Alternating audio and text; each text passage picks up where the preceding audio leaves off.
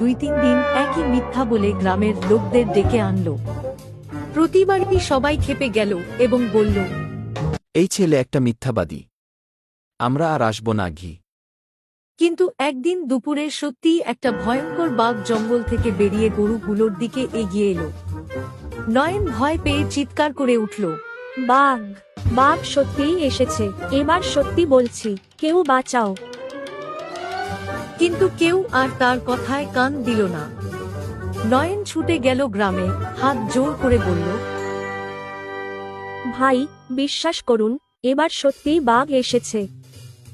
কেউ বলল, তুমি তো সবসময় মিথ্যা বলো, আজও মজা করছো। ততক্ষণে বাঘ একটা গরু মেরে ফেলে চলে গেছে।